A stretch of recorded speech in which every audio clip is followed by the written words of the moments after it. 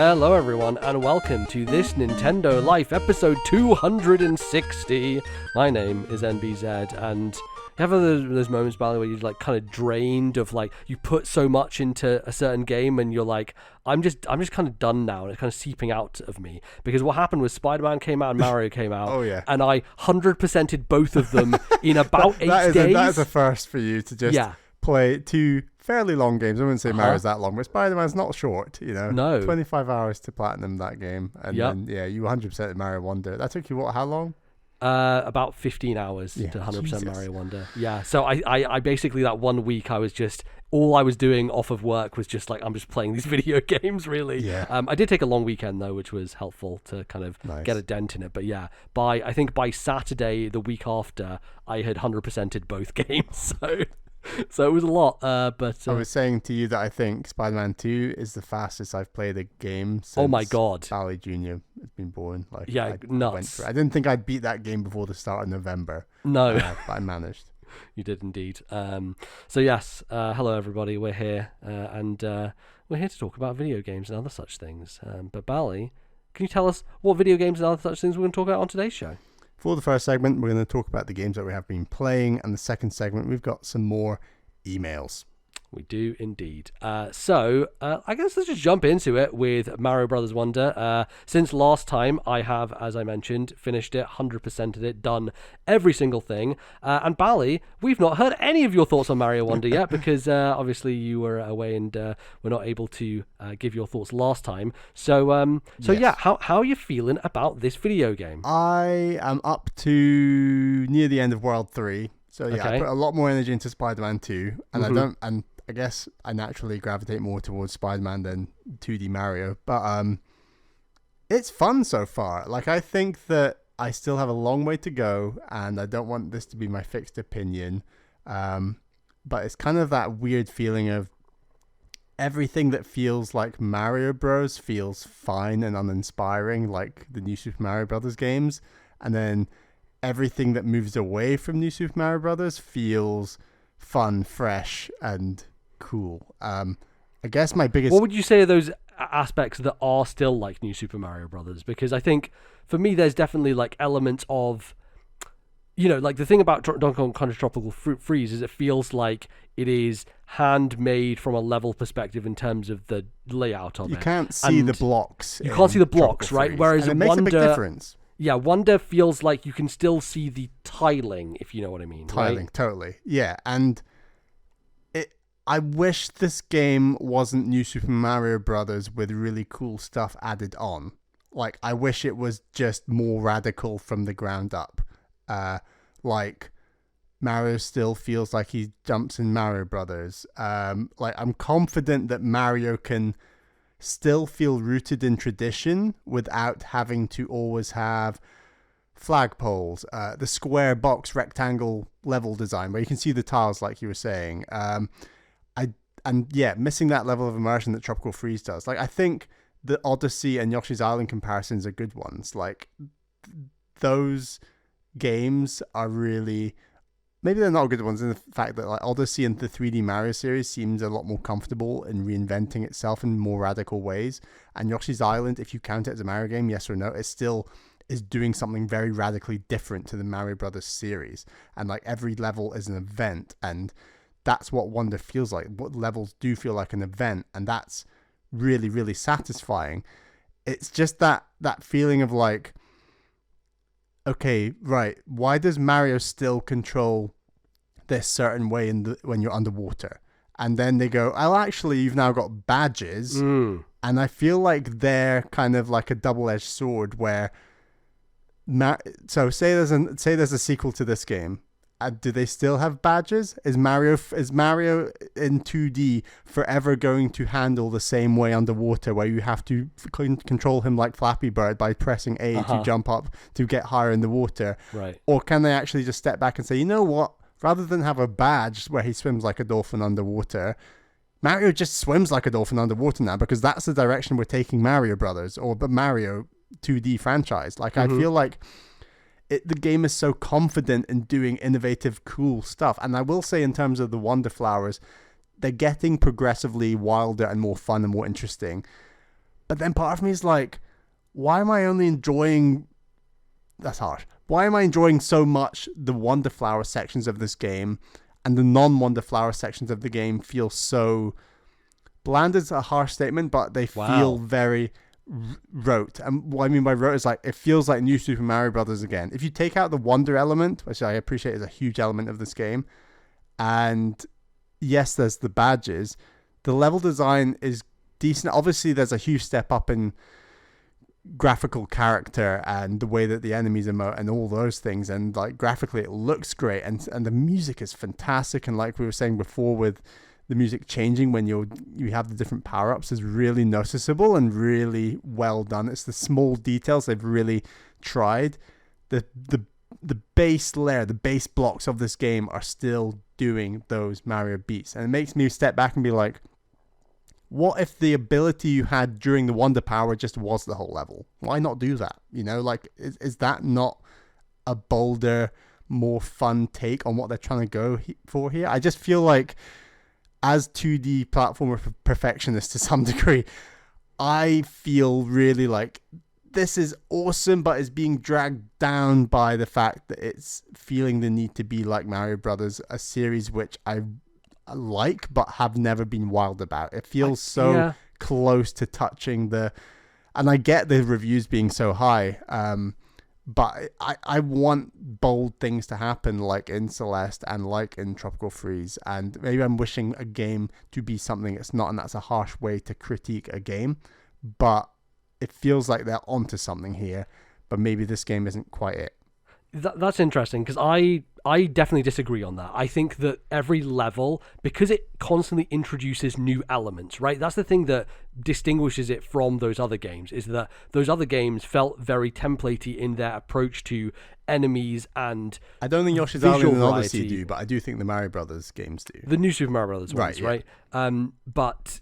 Whereas here, like, every level was introducing a new idea or a new enemy, right? Like, even without the Wonder Flower, I thought it was constantly surprising me. Like, those little fucking ice guys who I kicked a shell at, and then they caught it and kicked it back at me. I was like, what the fuck is going on here, right? Like, they have a bit more surprise to them. And I think even the thing is, like, last time I talked about it, I was still at the same point as you were, basically. But I was more impressed by that stuff, because I don't think it is just the Wonder Effect. I think the Wonder Effect is a nice cherry on top, but fundamentally these levels are all really interesting. I mean, how do you feel about the kind of more bite-sized, challengey type levels? Because for me, that's what really shook the game up and made it much more of a playable experience from kind of moment to moment. Yeah. You know, not every level being a straightforward side-scrolling platforming affair. I like the ones that say, this is your badge, this is your ability for this level, now complete the level in this specific way. And that kind of like is also kind of my criticism, where it's like, why don't we just have more levels where you have to wear this badge and that's the way that you play the level? You know what I mean? And that's kind of what you're doing within a wonder ability in a weird way. It's like, right, this is your new weird power we're giving you that you've never seen before. Well, in some ways you have seen it before, because some of them are a build, like you were suggesting. Others are like, here's a new fresh idea within the Wonder Flower. Yeah. And now play the level in a unique way. It feels... Do you agree with me that there's still something that feels like the game just has to be rooted in 2D Mario Bros. Like... scripture, like it has it is, of course it is, but I just don't think that really bothers me that much, because they are doing so much new stuff, right? Like, sure, you got to jump on the pole, sure, you've got to like go from left to right a lot of the time, and it is templated, it is tiled in a way, but everything else around it, you can almost see like how much the designers are pushing against that, but they're still constrained to what this is, because fundamentally it's still a Super Mario Brothers game, right? It's always going to be that, but they are going at the furthest you can possibly go without breaking that facade, because fundamentally, Ballard, really what your critique is I wish it was Donkey Kong, or I wish my it was critique Celeste. is I wish they broke that facade. But I totally agree with you that within that facade it's doing its absolute best. I don't disagree with that. Yeah, exactly. So then it's just not Mario anymore, right? Then it's something else. To some people, yes. To others, no. But yeah, I hear that. Yeah. So yeah, I do think that there's for me it really was blowing me away because of how kind of every time I saw something fresh, it just put a smile on my face, right? And I don't know, maybe because you had played New Super Mario Brothers U, and the only one I'd really played was, well, I played 2, which was a you played goddamn DS mistake. and 2, and I played DS and U. Yeah, exactly. Yeah. So you have maybe a bit more fresher kind of outlook in that way, but yeah, I think that the badge challenges were fantastic, and I really enjoyed just like that. I think that you will fall into a rhythm of what badge you like, right? I found one eventually that was a the spin that you do on your shoulder button. You can get one that does like a spin up into the air, basically, like the Flower in Galaxy 2, where it does a bit of spin high into the air. It's that every time you do it, so it gives you additional height on the top of your jump, basically. So that I tended to lean on the whole time and didn't really change up my badge. So I will say that in terms of selection for badges, I think a lot of people will find one that they like and just stick with it for most levels. I like the gliding one, and if it's a water level, I have to be the dolphin, I guess, kind of thing, you know. And I think I'm sounding too critical, and what I mean to say is like my threshold. I wanted this game to break into some of my favorite 2D platformers, and it's just one rung below that, and like it's easily the best 2D Mario game I've played, and everyone knows our history with those games. But it's that yearning for Mario to break into Celeste and Tropical Freeze and all these things. So I don't yearning think for Mario to not be Mario, basically. Pardon?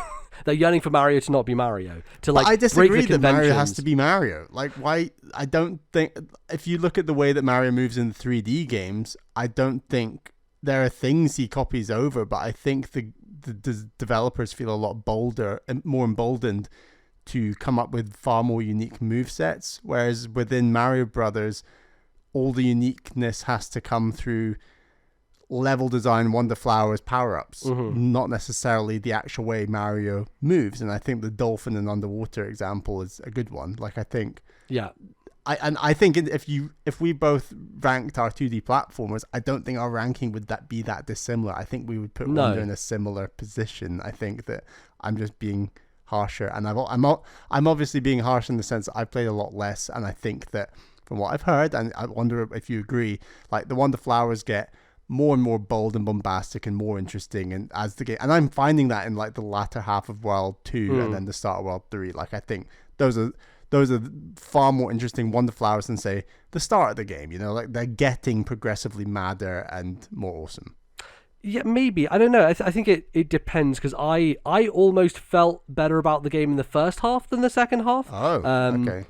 Maybe because the surprise was wearing off a bit more, and there's definitely times where stuff repeats, right? But it's not. I don't think it's egregious in the same way that Kirby Forgotten Land is egregious. It's more like, oh, I've done this Wonder Flower effect 3 times now, as opposed to just once. But every time it is doing something unique and fun, so I'm not really that worried about it, and I still like it. Like, and there are some ideas, like the walking on the not walking on the ceiling, walking on the side of the, but becoming top down, 2D basically, top right? D, yeah, 2D top D. That it comes back a couple of times, and I was happy to see it back because I liked it so much, and I thought there was more potential to be wrung out of it. That is a really cool little Wonder Flower. I totally agree, and I think you're right. Stuff like that, if it comes back 2-3 times, it's not the end of the world, and it does feel fresh. They wring the potential out of it. Yeah, I definitely don't feel now. I'm running out of time to play games for Game of the Year. I definitely need to get back to Tears of the Kingdom. I don't feel the urge to 100% this game. I never felt that with Mario Brothers U, and that's a harsh comparison because that game is nowhere near as good as this game. But I don't feel that urge to go back and get everything, and that's partly because getting to the top of flagpoles is a little bit finicky, and there's a lot of like secret exits, and I guess I could YouTube those and things, but I don't know. I'm just not feeling the urge to 100%, and I'm enjoying much more just, I'm going to try and get the are they the large purple coins in this game, aren't they? Yeah, the big ones, 3, yeah. the 3 of them. Yeah, I try to get as many of those as possible. I think I am going to try and get every Wonder Seed, because I think, that's the crux of the game. Yeah, exactly.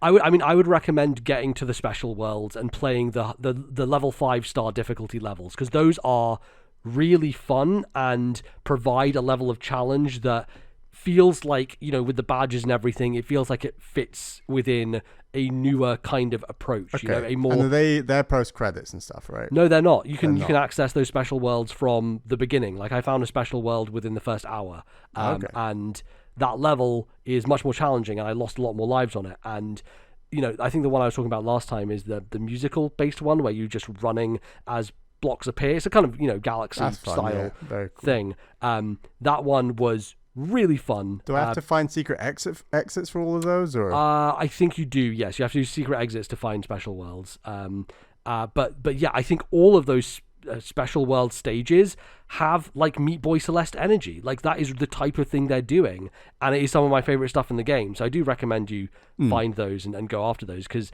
like they have some of the most interesting, cool levels that there are, and they really will challenge your platforming. And like the wall kick ability, right? There's a whole level of vertical climbing with the wall kick ability, with spinning platforms and mad stuff happening, and it's a real challenge, and I loved it because it was that kind of just keep bashing your head against it until you nail the perfect timing and all that sort of stuff that I love from those more hardcore platformers. So yeah, I do strongly recommend going after those, because I think they stand above even just the regular platform levels. Are there 8 of those levels, or? Yes, I think there's 7 actually, because there are 6. Like one secret exit per world. Right, so there's the 6 worlds, and there's the kind of hub world area, the Petal Beach or whatever it's called, right? So yeah, each of those has a special level associated with it, and then doing all those unlocks another one, and then if you do literally everything in the game, you get to the point that I got to, which is the final level. Which is one of the fucking hardest things I've ever done in a 2D platformer. It's an absolute gauntlet. It's basically a challenge that requires the use of every single badge in your arsenal, and there are 3 checkpoints, and it's basically a system of you'll do 3 segments with 3 different badges, and if you die on the very end of the third one, you'll go back to the start of the first one in the sequence. So it was a trial, and I really enjoyed it for the most part. I mean, here's the thing. I think I started on like Saturday night, and I sat down at like 7:30, and it was midnight by the time I was done. I was like, well, it's like 3.5-4 hours of just this one level, and I still didn't finish it. So I had to get up the next day and finish it off to do it. But that was mainly because there are a couple of segments in there that are real, just fucking annoying, basically. Like, I got to the point where I could speed run through the first 2 segments of a stage, get to the third part, and the third part would always stall me, because I'd always be like, oh, the timing on this, I'm just fucking up, and I'm not quite nailing it. Like, some of the badges that you get, right? So I don't know if you've come across the badge that makes you bounce constantly. Have you got that one yet? There's a badge that basically is like a trampoline. So Mario just like is constantly bouncing. You can't jump. He's just like boing, boing, boing, and you have to tap the jump button to get a higher boing, basically. Okay, like the spring in Galaxy. Yes, exactly, kind of like that. So he's just like, but he's just constantly jumping the whole time, and that section in the final level is so fucking. There's a tier of Mario Maker's kind of sadisticness to it, where there's levels in Mario Maker where people would just make the fire poles that spin around, right, and you just have to like dodge out of the way. They basically throw a bunch of fire poles at you while this constant jump is happening, so it's a timing nightmare. It is a like, you're just hesitating, you're like right before, and you're like, oh, should I jump now, should I not jump now? And if you make the wrong decision, you'll just mess up the timing, and you'll go into the fire pole, or you'll fall into the pit. And so that segment hung me up for a very long time. Can you game over and still go to the checkpoint? No, I don't believe so. Okay. You have to run out. If you run out of lives, you'll restart the entire level. And max lives is 999 or 99? 99 is max lives. Okay. So this level, by the end, I started with 99 lives, knowing it was going to be difficult.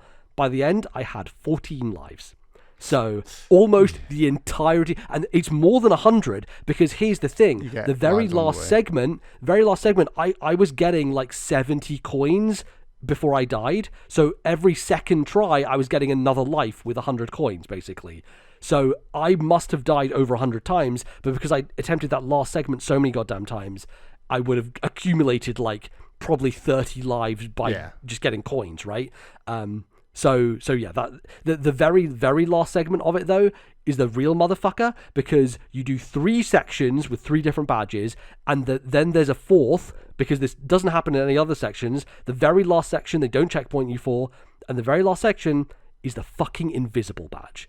And you have to go on like these bouncy platforms and these moving bouncy guys in midair, and if you fall to your death, that's fucking it. You're invisible. And it is fucking impossible. It was like, I was tearing my hair out doing this. You were it was pretty so angry difficult. at me. What's happening? Oh, yeah. I was like, this is some real horseshit here. But then I did it, and I was like, okay, well, you know, I was able to do it. So Horseshit's a lot less bad when you can actually do exactly.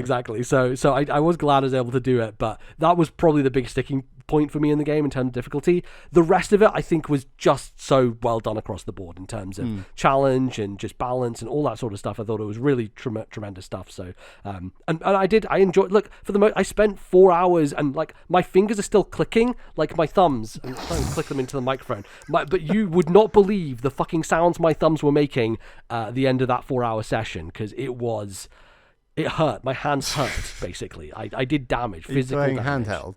No, I was playing on my my PC so that's a bit more monitor. comfortable, I guess. Yeah. Right, but I use D-pad for Mario side scrolling, and yeah, D-pad on the Switch Pro controller is not great. It's fine, but like for a 4-hour hardcore platforming session, yeah, it's really gonna ruin my thumbs. And you know how I hold video game controllers. The whole video on it, it's messed up. So that's why I get a lot of pain. So but now that you've 100%ed Mario Wonder, yes, I've still got a lot to play to kind of reach a final opinion. Yeah.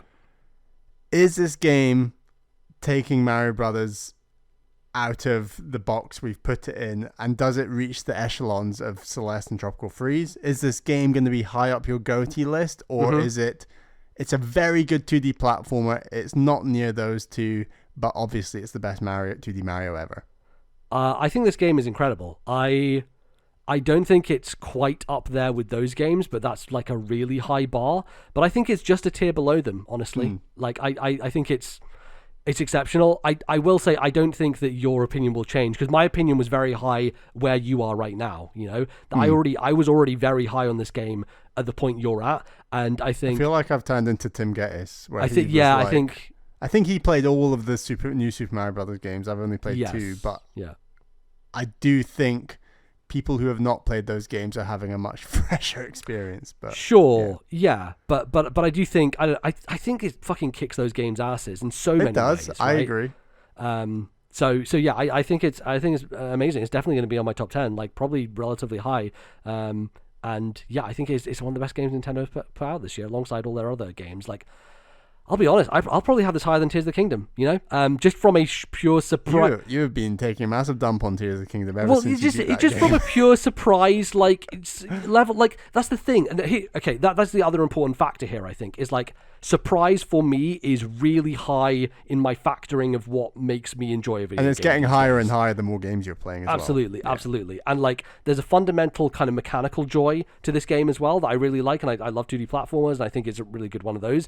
But I think that because it was constantly putting a smile on my face the whole time, like, there's not really a price you can put on that, right? Like, and if that happens, I think it's a good sign. It's a strong signal, and you know, I value it a lot, so I do think it's very high up for me. I am smiling a lot with this game, but it's not a permanent smile. I think that's, I don't know, it's, the wonder moments are so good. I put it this way, like, if I'm smiling so much during these wonder moments, why don't they just make up a bigger portion of the gameplay time I'm having? You know what I mean? Like, no, because if you did that, then it would be like fucking candy just shoved in your mouth the whole time. Like, it's almost too much. Isn't that right? what I want? Isn't that what? I don't think so. Like, I think there are those segments where it just goes fucking bananas, and you're like, I couldn't do this for 4 minutes straight. You know, like, it just wouldn't. It's overload. I think it is overload, and it is too much. So I do like the restraint they have,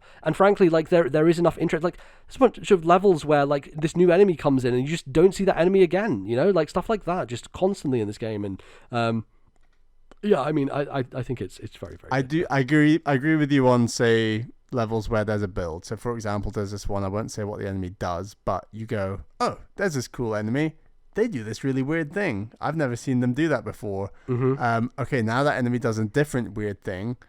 Oh wait, and now I've got the wonder. Now I'm the enemy doing the weird thing. Yes. And it's like that build.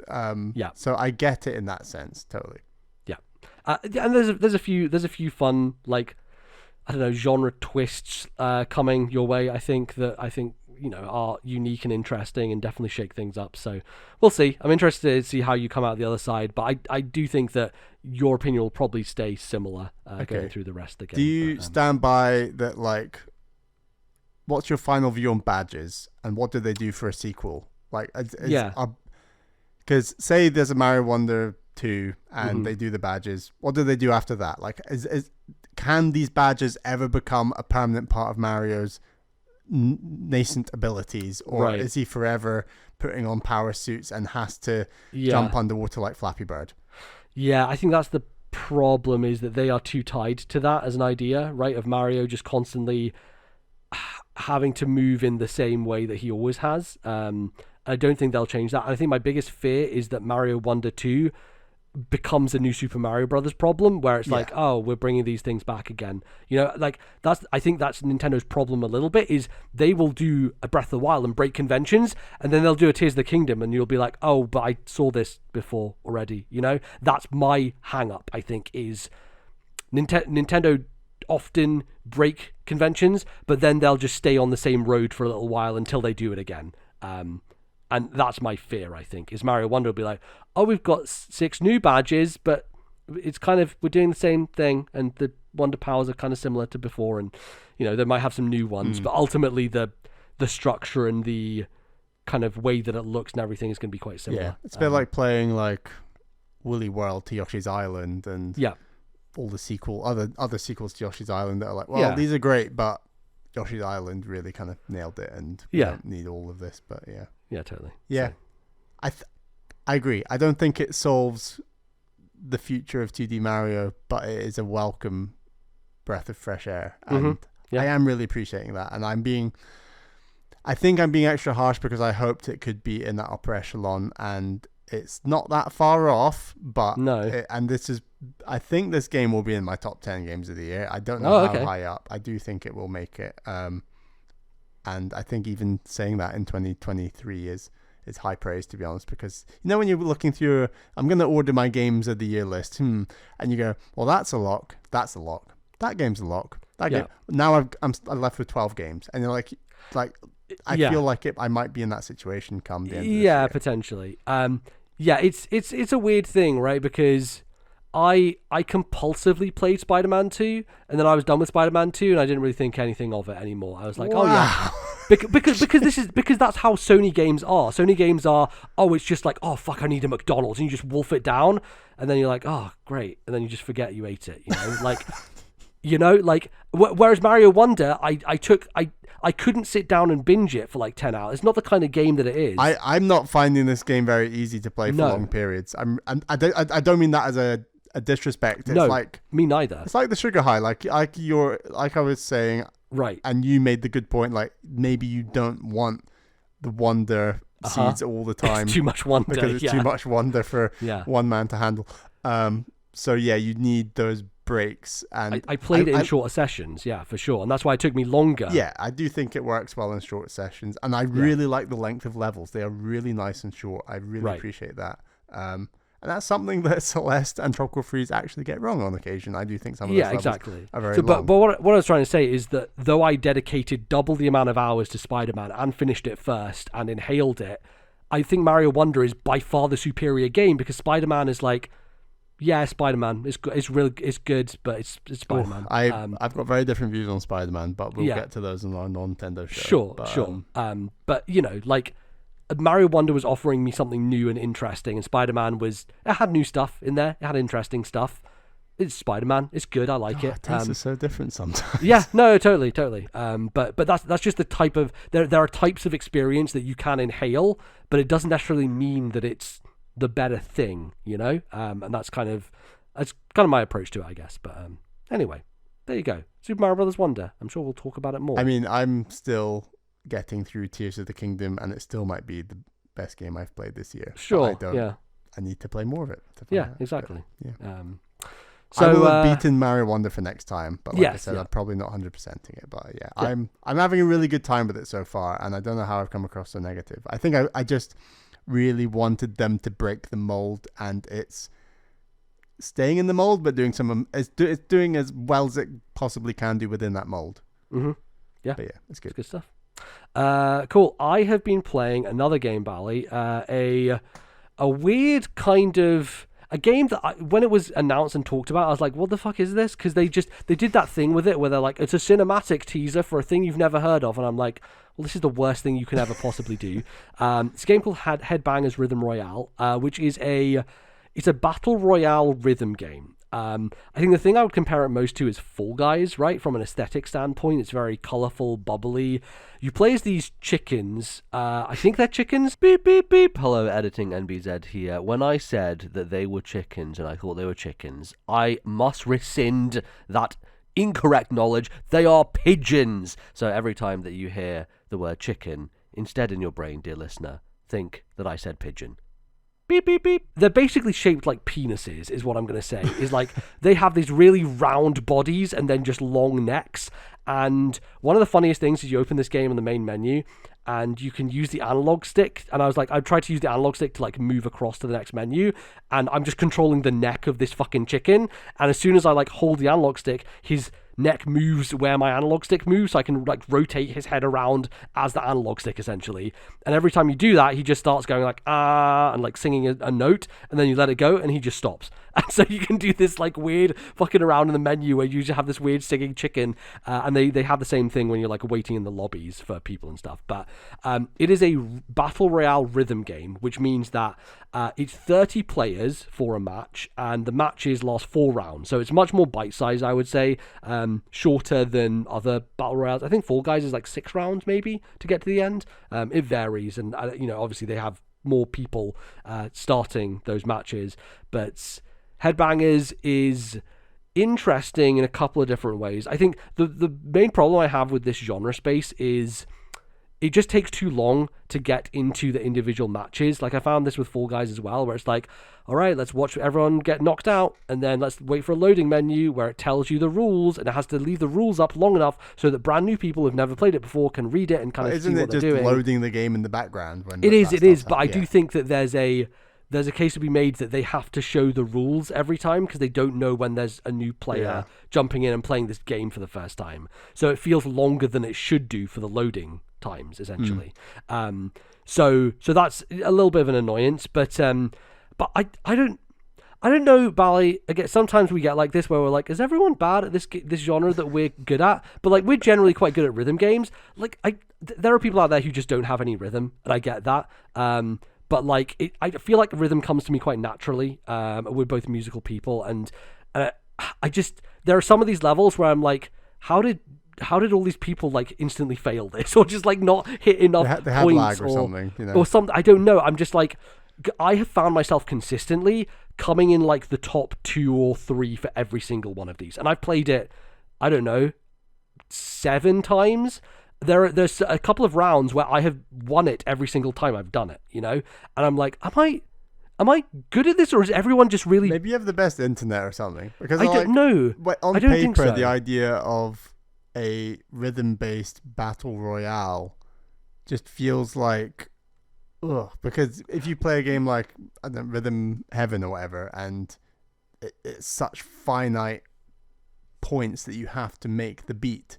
The idea of doing that when, you're online and internet is involved feels like a recipe for disaster. So if they can get around that, I'm very impressed. But that would be my guess as to why some people are just failing royally. I don't believe that's how it works, because I believe what happens is you are playing the rhythm game on your end, server side, basically. So there's no lag. Right. There's no lag going on with it.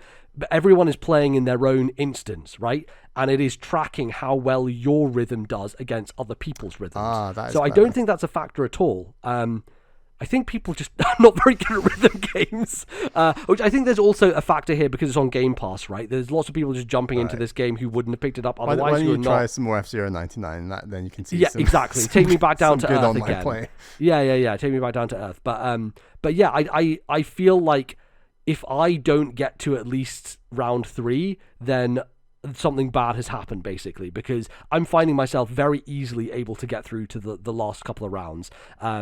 And, you know, there's a good variety in there. There's some fun stuff where you're just like, it's a lot of kind of pattern matching of like beep, beep, beep, beep, and you do beep, beep, beep, beep with all the buttons, right? And you're responding to them. There's some where there's a fun one where it's like a Western kind of draw where they open this door and they show a picture, and the picture could be a picture of a phone, and then they close the door and they just start playing a bunch of sounds, and it's basically the 1-2 switch thing, right? Where you're the duel with the guns, right? Quickest on the draw to do it, essentially.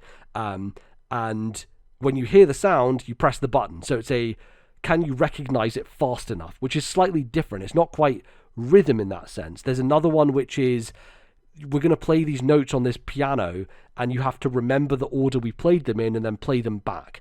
So that's more of a memorization, visual memorization, plus slightly musical, but mainly visual memorization.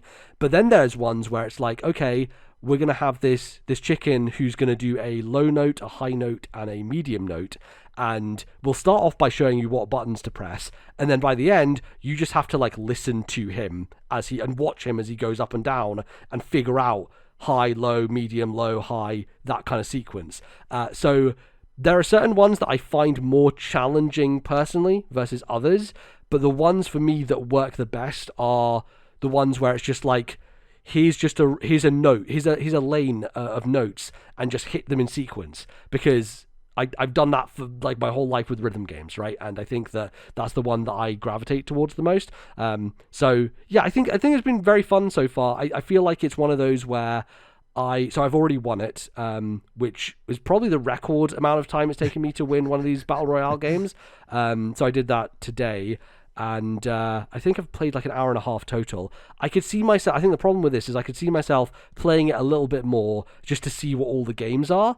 But then once I've seen all the games, I kind of don't have much motivation to go back to it.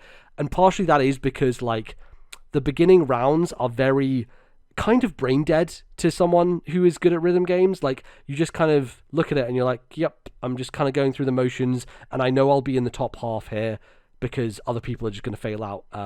So yeah, I feel like I would like there to be like a tier system, I guess, like or a higher kind of rank challenge to this, so that you could get a bit more of that tenseness, because there is real tension like in the very final round where it's like 5 people and everyone's really good at what they're doing.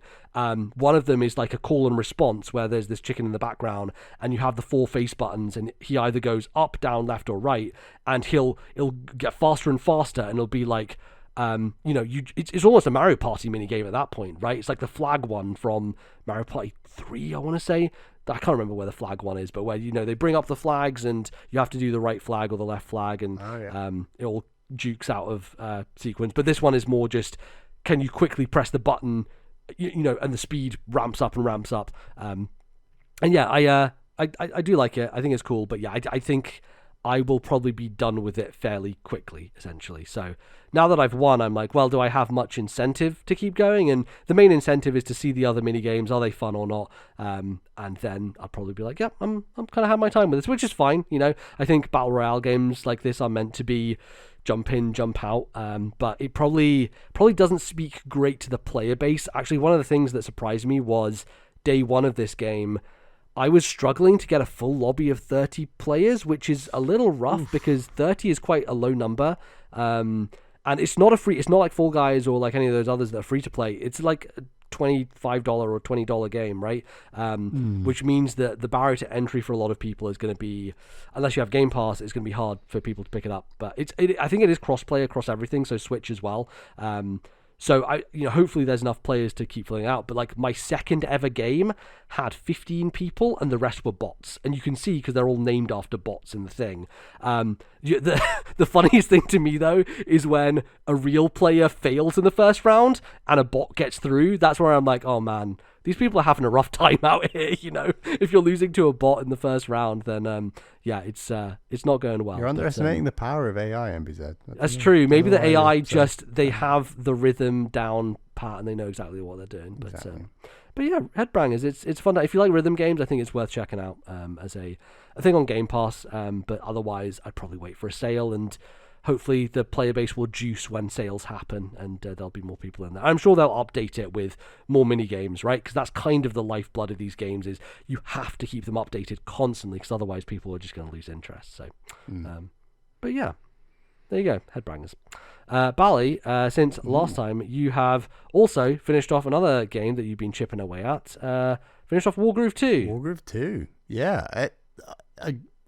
I am really impressed by this game. You know, having said that, I do think by the end, it's a better game than the first game, but it's really not reinventing much at all, really. Like, I think that where it improves are on the characters and the story and the way that you have the 3 different campaigns that then come together in the 4th campaign.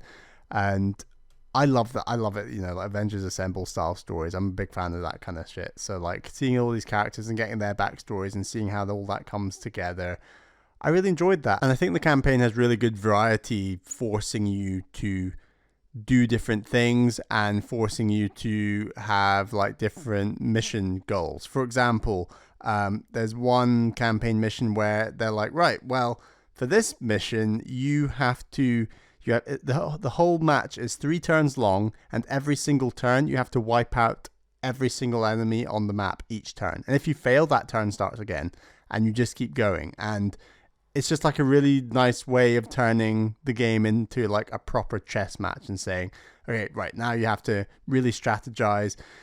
And it forces you to kind of use every single unit's crit system in a way where you're attacking units in different orders results in different damage based on, like, it's better generally to do the hardest hitting attack first, because then when an enemy's HP is down, they're not only is their HP down, they're also actually weaker defensively stats wise. So, like, they take more damage from other weaker units. So, like, there's a whole system in place. So having levels that force you to really analyze all that stuff, I'm a really big fan of. Like, I also thought the final mission of the game and the way everything comes together, it was one of my real dings against the first game, was the final mission just felt so different to everything in the rest of the game in a really bad way. And it does similar things here, but I think that they pull it off in a slightly more, a way that makes a bit more sense. And ultimately, like, yeah, there's not much more to say about it other than that. Like, it is really good, and I would happily play one of these campaigns every single year, so I really shouldn't complain. It's such a damn strong formula, honestly. Like, I do think that where this game really shines is not just the characters, but some of the locations. Like, one of the locations is all, like, beach Caribbean themed, and then there's some, like, big... the faction that you've been playing as before in this area is the enemy, and there's actually, like, this kind of empire that's been colonizing all these islands, and then you're kind of playing as the resistance, which is good fun. And then that kind of flips back on the story for the final chapter in a unique way. So all that stuff, the storytelling is just...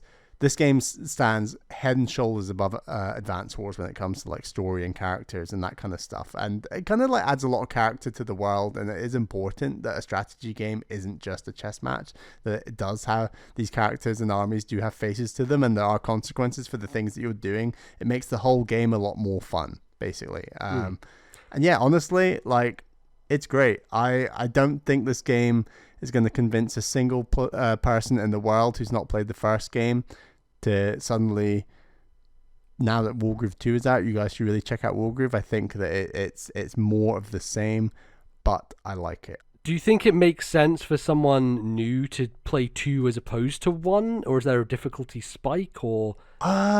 I think this game's easier than the first. Okay. Maybe I just was really well drilled from having just come off Advance Wars Reboot Camp, and maybe I'm just naturally getting better at these games. But I did think this game, I played it on, like, its hardest, not its hardest mode, but the standard mode is hard mode, and I played it on that mode the whole time. I think there's a couple of modes beyond that difficulty that I didn't try, but I do think this game's easier and has both games have really good tutorialization. So yeah, you could start with this game. I'd probably recommend it above the first game overall. A bit unlike Advance Wars 1 and 2, where 2 is just this brutal thing that experts should play versus the first game. I'd recommend the first game, but for this series, I do think the second game you could start with.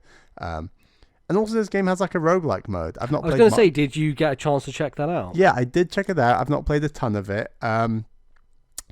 I don't think the concept of having a roguelike mode combined with turn-based strategy is necessarily a match made in heaven. Like, I think that because the idea is that you have your units, you do a skirmish, they take damage, you move on to the next skirmish, they still have the damage they've taken, and you keep going. Oh, interesting. Okay.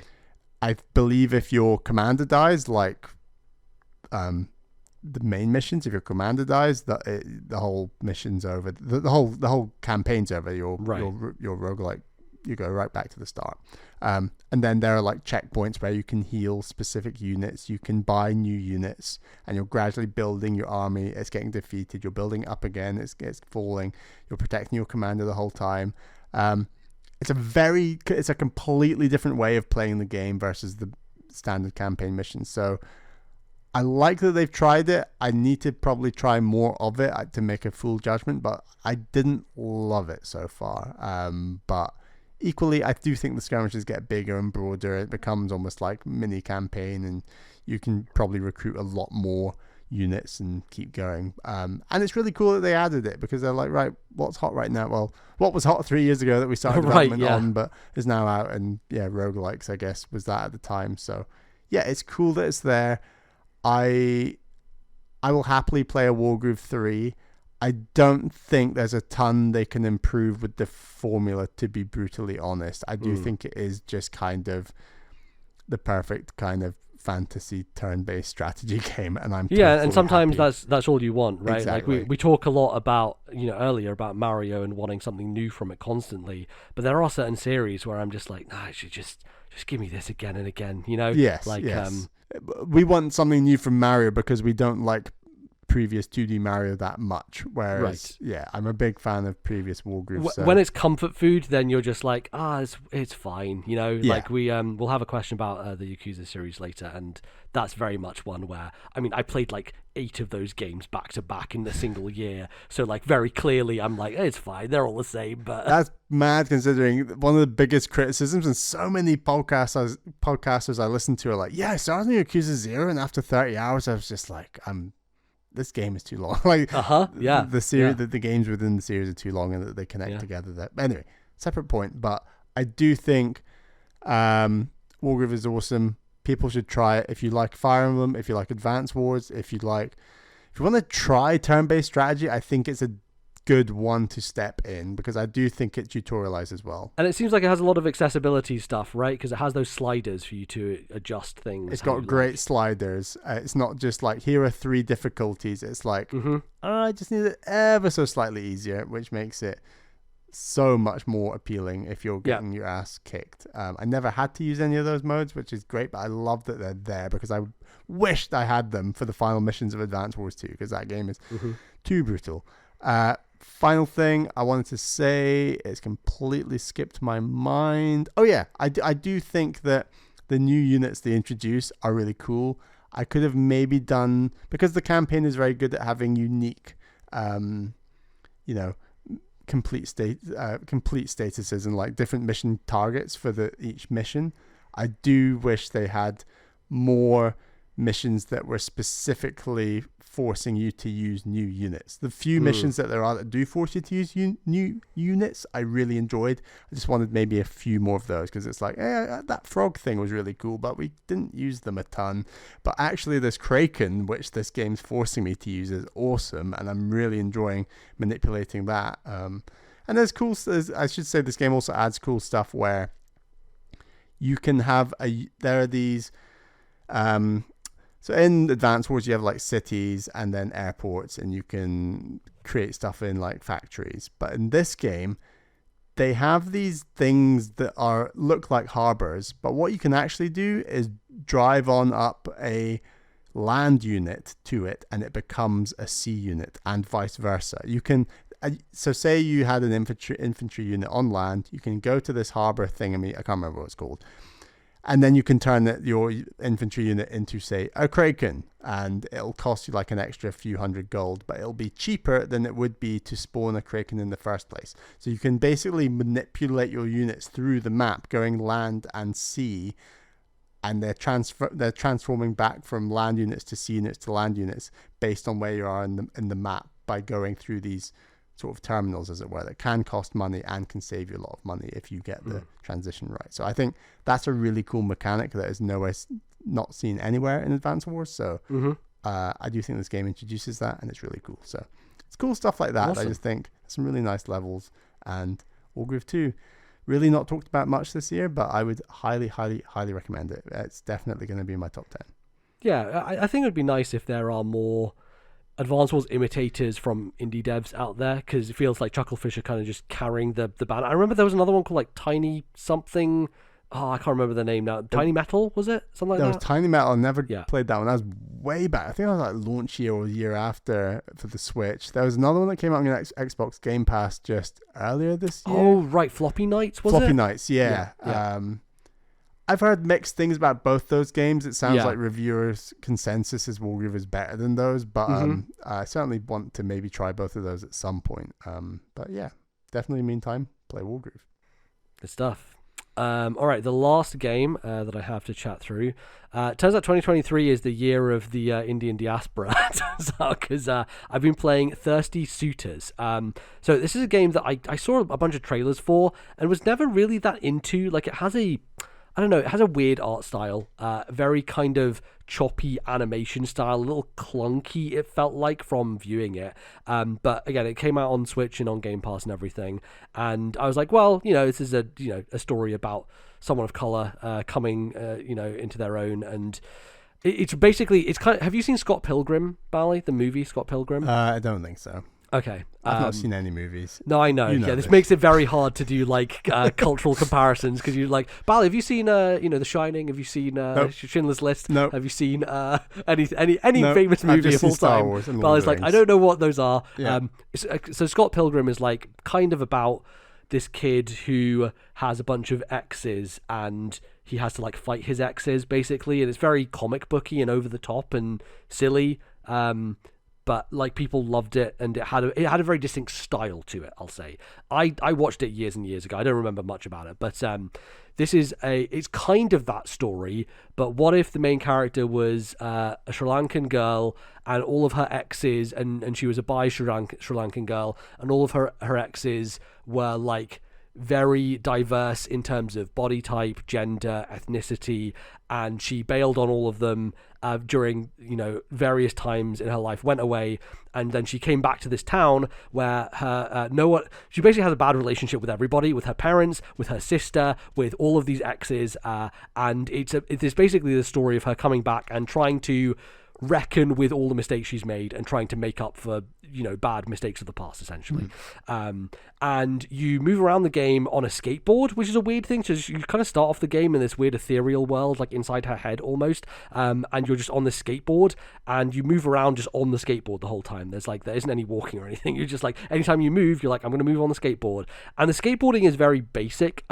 It feels built to be easy to do, and also like you can't really fail at it. Like, there isn't much of it. You don't fall off the skateboard ever. There's not really, you can bump into stuff and like fail a combo or whatever, but it's not really about that. It's more about just expression, I guess. And like, you can grind on rails, you can hold buttons to do tricks and stuff, and you can get combos, but it doesn't really matter. It's just, I guess, a stylistic choice. But this game is also a turn-based RPG where you kind of have abilities called taunts, where, so for example, you get into town for the first time, and you go into this cafe and you meet one of your exes called Sergio, and he basically, like, when you fight him, there's this whole thing where you are basically having conversations with them as you fight them. So these fights basically are boss fights, right? And you are doing turn-based things. So you're like doing a taunt on them to like break their heart or something, or to shock them, or to do something like that. And that status effect will then impact one of your special moves you do that will do more damage based on that, basically. But this first battle anyway felt very, very long, because as you are fighting, as you are taking health off, they'll be like, okay, now we're going to have a conversation about the past and what happened and what we have to deal with now. And it gives you a little bit of history of the backstory of these characters, basically. So it was interesting at first, because I was like, I don't know if I like this, because it feels like these matches take forever, because you are getting this kind of narrative alongside it. But as I've gone on, I think I've appreciated it more. It feels like a game where you don't really have to min-max or grind or whatever. There are not random battles. You can find battles around the kind of small town center that you explore, but you can very much skip them and still be fine. There's a level system and you get like more attack power and stuff like that. But really, if you just play the game and don't really do too much side stuff, then you're probably okay.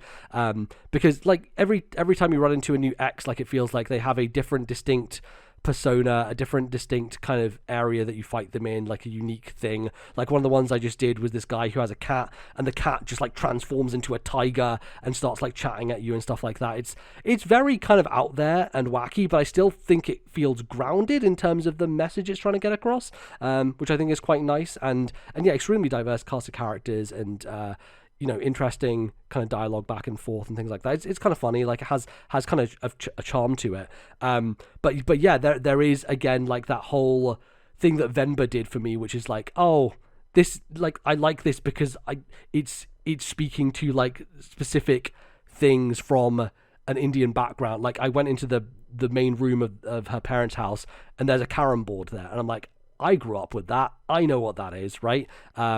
There's very funny because you can summon, like, there's your auntie who you can summon her. You can also summon your mum, and when you summon your mum, she basically gets out her slipper and just slams it onto your enemy basically and flattens them. But they're like, oh, it's the chappal, and I'm like, wait a second, like we use chappal all the time because chappal is what it's the word for slippers, right, in Hindi. But my parents will say, get your chappal on all the time, like if we're going somewhere, right? Just those little things that are kind of identifiable to me as someone from that background, that like it just adds that little extra nuance on top, which I think is just very nice, right? And there is something kind of like coded about that in the way that like chappal is also something that like Indian weddings, the groom's shoes are usually stolen by like younger members of the family and hidden away in places. That's a very common thing that happens. And so it's a kind of a symbol of a few different things, but I think it's a cool kind of thing that just stood out to me. And then there's also cooking in this game. It's very weird because it's like skateboarding, you do RPG battles, there's a lot of kind of visual novel elements to it where you're chatting to people, and there's cooking as well where it's kind of a mini game, but you're also having these conversations with your parents and kind of understanding. And she has a really nice relationship with her dad. Her relationship with her mum is very strained. And she's Sri Lankan, but there's all these Indian references. Beep, beep, beep. Editing NBZ back once again. So I thought she was Sri Lankan specifically because there's a thing in the house that says, oh, this is a Sri Lankan mosque. And I was like, oh, that must mean that she is. But then I realized that her dad is Sri Lankan, her mum is Indian, so there's kind of crossover fusion there. So that's what's going on, and that's what is happening. So that's the explanation. Anyway, back to the show. Beep, beep, beep.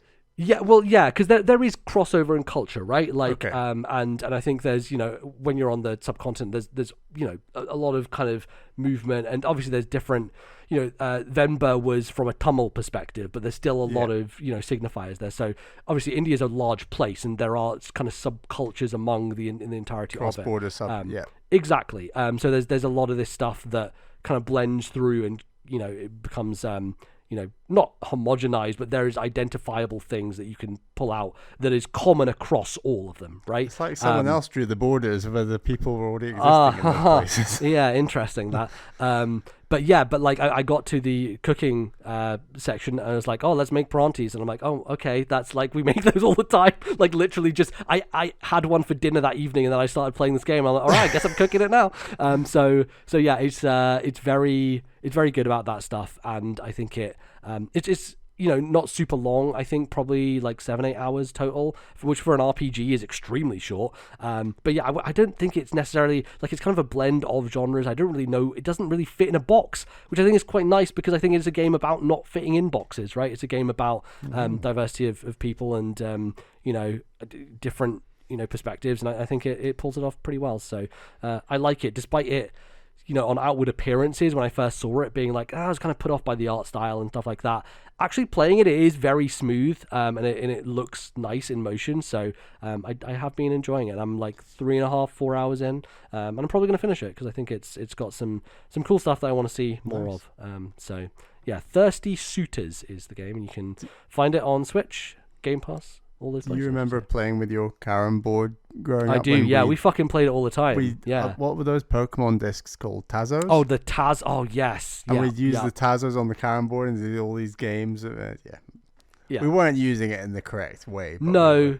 I think we did play the proper game a few times, but, it is painful if you don't know how to play that game properly, because you have to flick the pucks, right, with your finger, and if you don't have the right... We've not dipped our nails in, like, what do you call it? Flour or whatever. Flour, varnish, or whatever, just well, to well, harden your nail. Usually you put a bit of flour down on the board to kind of make it so that stuff glides along it properly, right? So usually we would do that, but there is a motion with your finger flicking.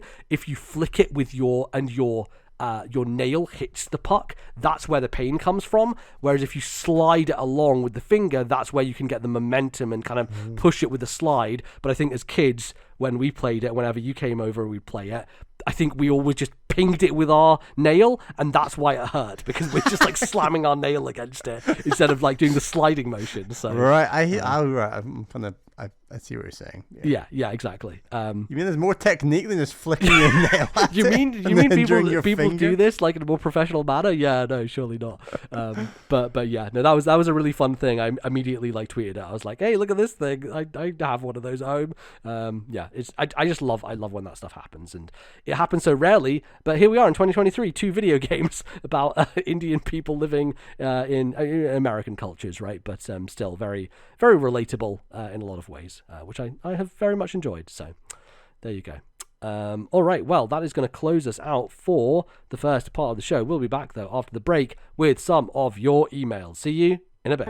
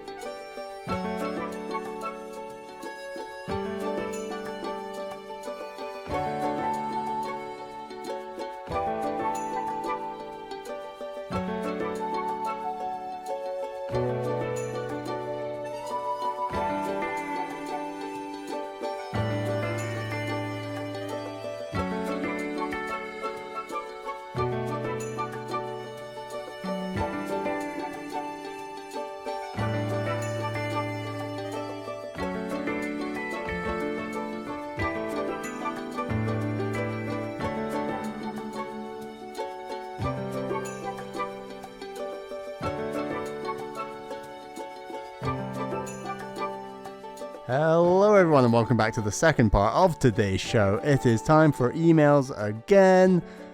The well is a little dry. Dry-ish. I'll go dry-ish. Definitely answering an email from November last year doesn't mean that our well is healthy. So if you would like to send an email to our podcast, please email ThisNintendoLife@gmail.com. That is ThisNintendoLife@gmail.com. We also have a Discord server that you can join. We have a channel on there called Emails. You can post your emails, questions there as well. Our first email this time is from Mike C. Says, "Hi Bally and MBZ. The November Indie World Showcase got me thinking it." Now you may be thinking, what you may be thinking, as game? Bally said to me, I missed this Indie World November, and I said, no Bally, this email is 1 year old. He's talking about the November Indie Showcase from 2022. But it's a good email nonetheless. So with two particular standing out, 2 games in this Indie World that I cannot remember. Oni Road to the Mightiest Oni Everyone seems to quote this title with a slight chuckle at its awkwardness. And second game, Dordogne. I've not heard a single person being comfortable trying to pronounce this. I've heard Dordogne or Dordogner. Does this matter? What impact do names have on the traction games get? Particularly indies, question mark. And then also, what are some of the best and worst games you've come across? Have you ever picked up a game based on name alone? Finally, can you come up with some game names of your own? Bally, you have to name your dream racing game, and MBZ, you have to name your dream Metroidvania. Cheers, Mike C. All right, Mike. I like this question a lot. Let's do one of these at a time. Yeah, let's break it down. Also, I just want to point out that we did have an extended conversation about Dordogne when it came out, because I played it and we discussed it on the show and had an entire chat about like the French language and, you know, where it would be in it based on accents and things like that. But yeah, I do find that when unpronounceable things come up, you often, you know, you're watching people react to it and stuff, and a lot of people are Americans, right? Not to throw shade on like all of Americans, but I find that Americans in particularly are just very bad at pronouncing things. The worst. Yeah. So yes, I forgot about Oni Road to the Mightiest Oni. What a ridiculous thing. What are you doing? Yeah, it's pretty crazy. Does the name of a game matter?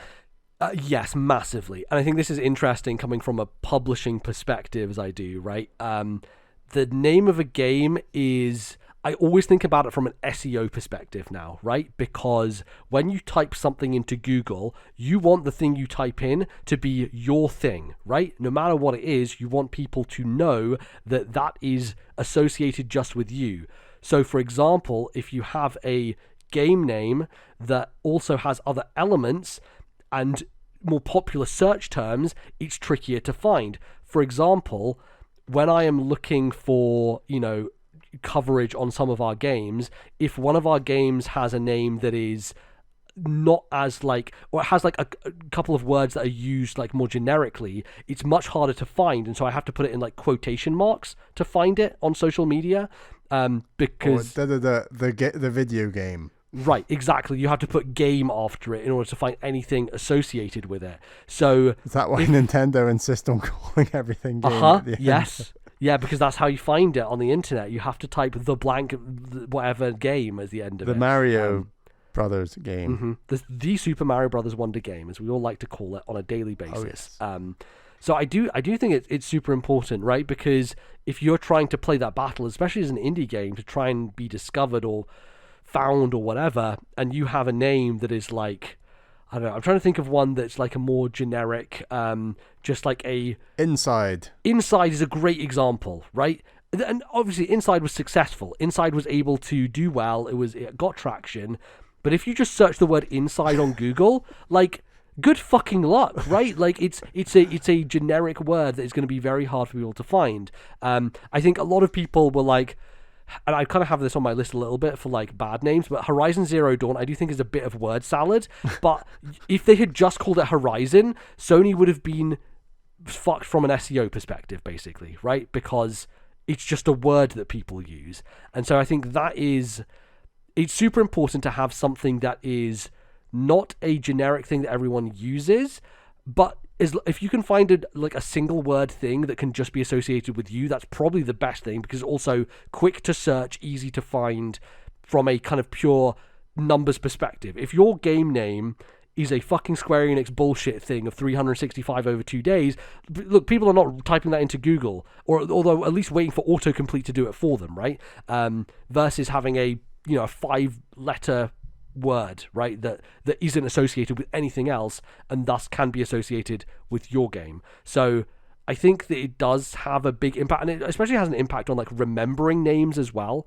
There's going to be a lot of presentations all the time of indie worlds and all this stuff, and at the end of them, at the end of a presentation like that, you always want to be the game remembered as like, oh, that was the game with that, because oftentimes people will just forget what your name is, right? And it's really hard to get traction and just let people remember it. But if you do have something, I think Cuphead's a great example of an excellent name where it's short, it's simple, it's to the point, and people will remember it, right? Like, it's Cuphead is the one with the cup as a head, and they're doing shooting, right? And you'll remember that and it'll stick, and it works. And I think that's kind of ideally what you want to be looking for. What are your thoughts on this, Bally? Yeah, I'm not coming at this from a publisher perspective. I just like, that name's cool. I remember that game and I like that Does name. it stick in the memory, right? Yeah, it sticks in the memory. Which we know Bally has, let's say, some issues with name remembering. Yeah. I think it's interesting different things that game names reference that are often within the game. So like, yes, I think a game name like Codename Steam is boy.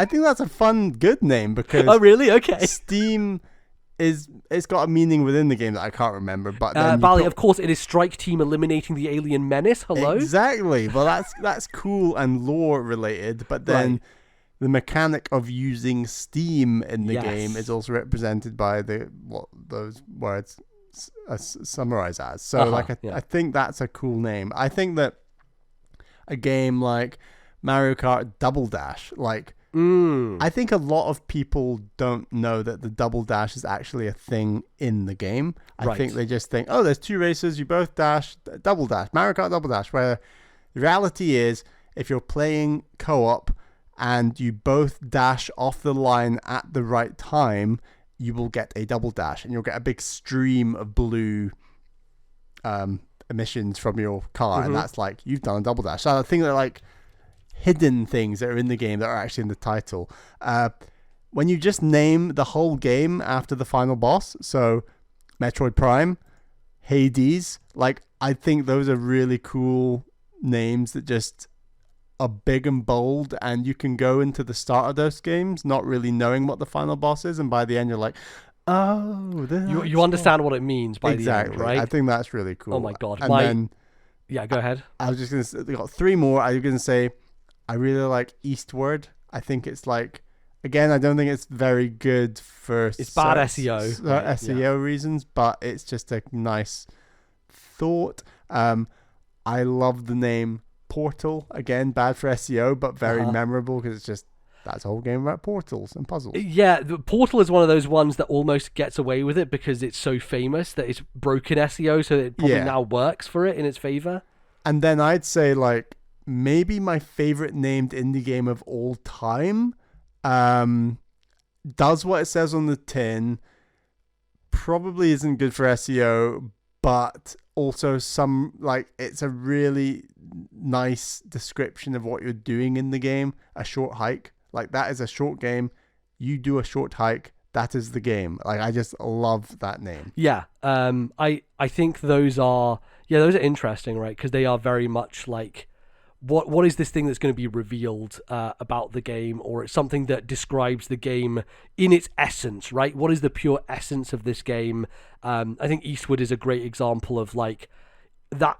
It has a sense of unknown adventure because it's a direction, but it's also like there's a sense of momentum to it. Yeah. And I think it just has, it says a lot about it without really giving much away at the same time. Which I think is neat. On the point of a game name like having a meaning revealed, or like, you know, Metroid Prime is like, oh, that's the final boss or whatever.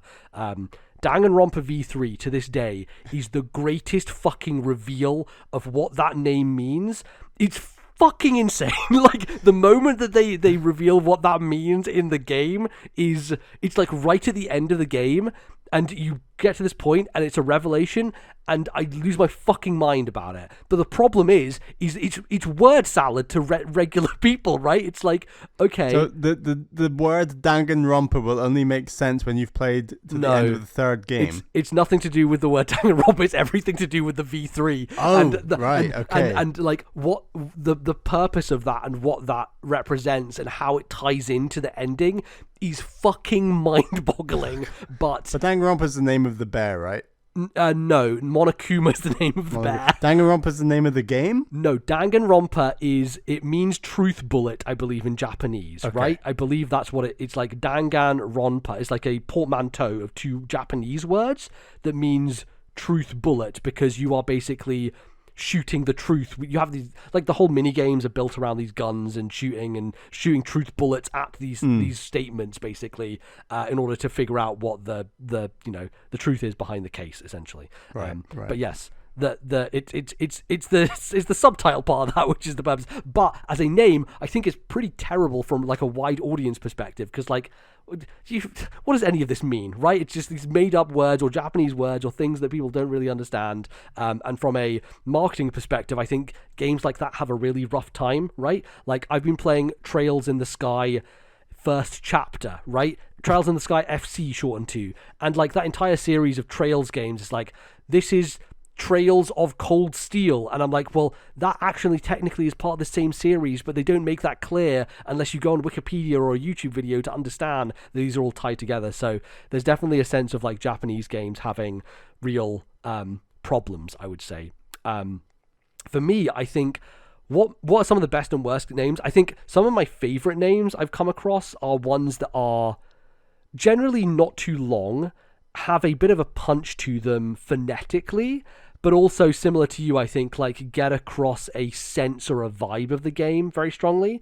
So I think, I mean, honestly, one of the best game names of all time is Elden Ring. Like, there's a power to that name. Like, Elden Ring. Like, it's just, it just has such strong, like, it conjures imagery, and it feels good to say. Like, there is something so monumental and grand about it, right? It's Elden a word. What does Elden mean? Elden is like an old way of saying old, basically. Okay, it's like right. it's a ye old way of saying something is old, right? But there's also a sense of fantasy to it, right? It's like a fantastical way of saying that.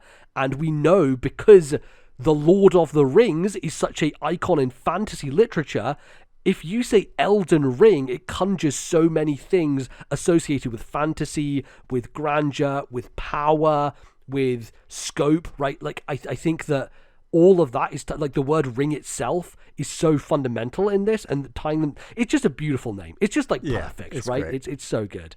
One that I really like, that I think the game is fine and has had less of an impact, Starfield, I think, is a really good name for a game. I really like Starfield. I think that it sells a dream. It sells again, adventure. I don't think the game lives up to the name Starfield, but like the promise of it, I think for years people were so excited about it because that name, like, your imagination goes wild with it, right? It just conjures so much imagery. And again, like both Elden Ring and Starfield, they are such simple names to remember, and they stick in your mind, and when you Google them, that will be the thing that pops up. I ordered some Doritos from Asda, and there's a Starfield Xbox advert on the front of my packet of Doritos. Yep. You can actually get a free Game Pass Ultimate month if you put that code in, by the way, because I got one of those as well. So you can get some free Game Pass from those Doritos if you haven't thrown it away yet. So yeah, Did you get Chili Heatwave though? I did get Chili Heatwave, yes. yeah, of course. Of course, very important. Dorito Chili Heatwave, a good name, bad name? I think decent name, okay name. Doritos as a name is good, strong branding, strong name. Yeah, pretty strong. I think like some recent examples of indie games, like I really like Chants of Seinar. That's it's a brand new game that is about language learning and about understanding, like, it's kind of puzzly in a way, and I think that name has a kind of sing-songy vibe to it. Chants, right? A chant is something that is kind of verbal, that is kind of language based. I think it gets across that sense really nice, but also it has this kind of this mythical, but also kind of like this quality to the word Seinar. It's like long, it has two A's, two vowels in it. It's I don't know, I think it sticks in the mind quite strongly. Another one is Deep Rock Galactic that I like. It's very much to the point, but it just like bing, bing, bing. It's like it hits very hard, sounds good. Deep Rock Galactic, right? And the sounds are very harsh, and they reflect that kind of, hammering and mining and dwarfiness. I think that's a really good one. So those are some. Actually, one that I think is this probably works for the question of have you ever picked up a game based on name alone, which I don't think that's the case, but if I ever was to, I think Paradise Killer is probably the game that would do it, because I've seen Paradise Killer and it seems kind of up my alley. It's Ace Attorney, Danganronpa adjacent in terms of like being a kind of detective-y type of visual novel, but I didn't love the art style when I first saw it, but the name Paradise Killer is just a it's a sick name. Like, it's just such a cool name. It's like two words that you don't think go well together. They're almost diametrically opposed, but it just works because of that.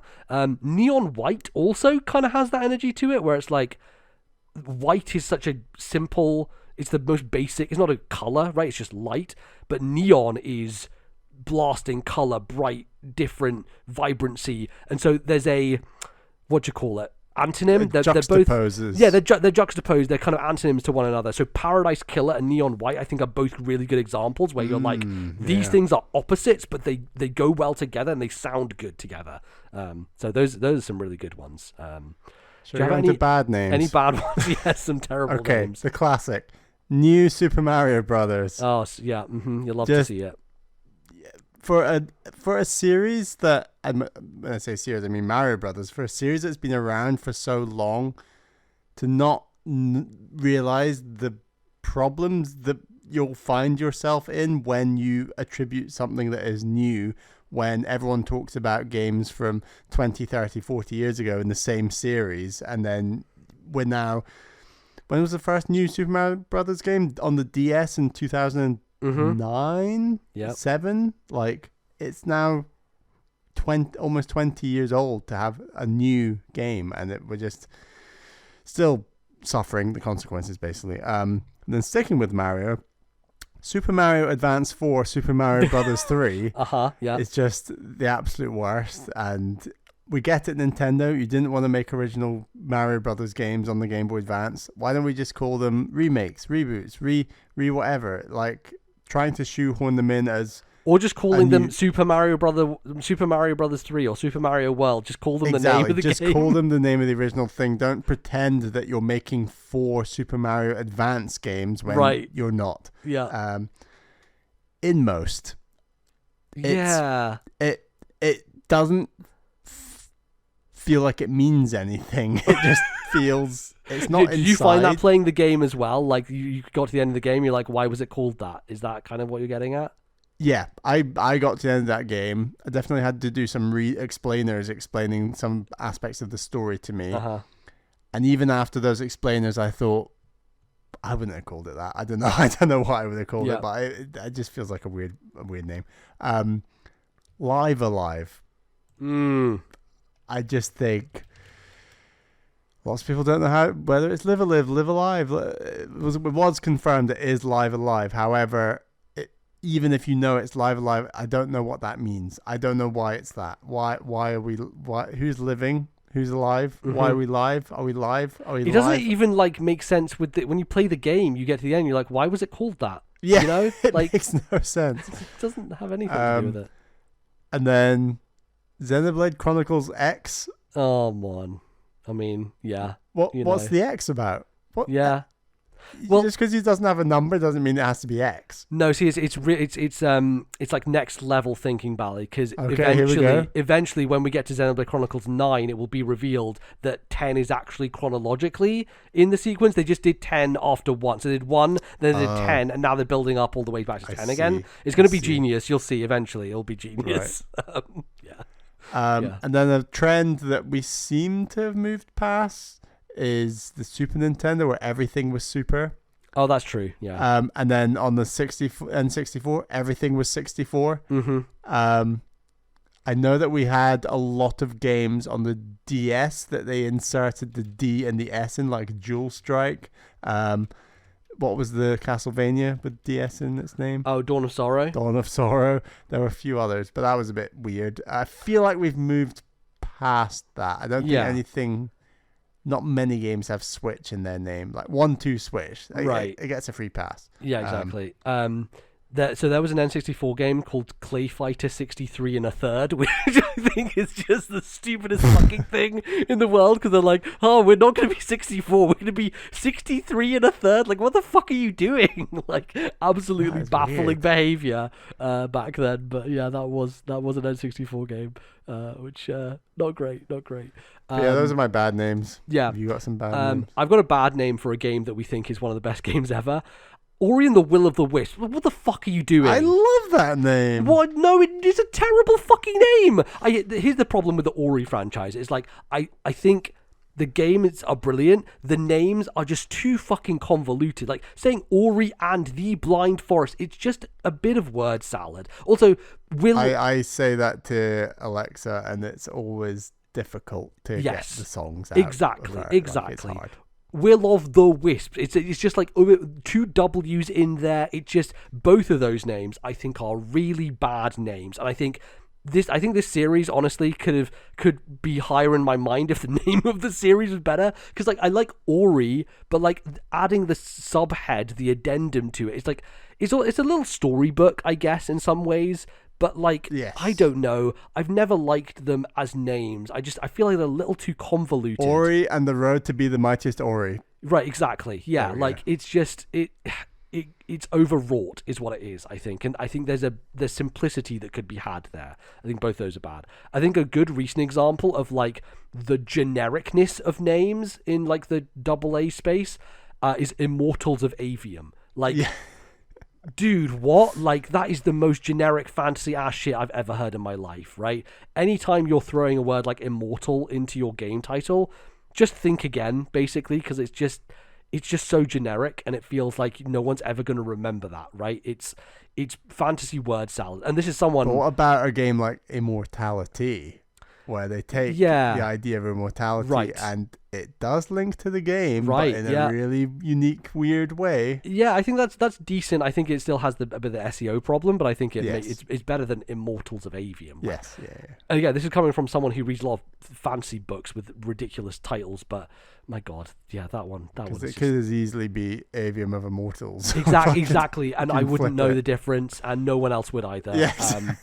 I think recent series I've gone into, Plague Tale, A Plague Tale Innocent, A Plague Tale Requiem. Like, again, similar to Ori, it's just a little bit disjointed. But they're totally going for the fairy book, like you were saying before. Yes, A Plague Tale. Like, could you not have something with the plague in the title, but not A Plague Tale? It's just a little plodding, you know. Every time I say it, I'm like, okay, it's a little too much. And I mentioned it earlier, but Horizon Zero Dawn is just bad. Like it's like Horizon as a word is fine, but Zero Dawn, I guess it eventually means something in the game, but I just think it's a little... But in the game, it is Project Zero Dawn. Yeah, that's what I'm saying. It does mean something in the game. In the second game, you're in the Forbidden West, but I don't think there's anything... We know nothing in that world or game or names of anything that actually links to the word Horizon, right?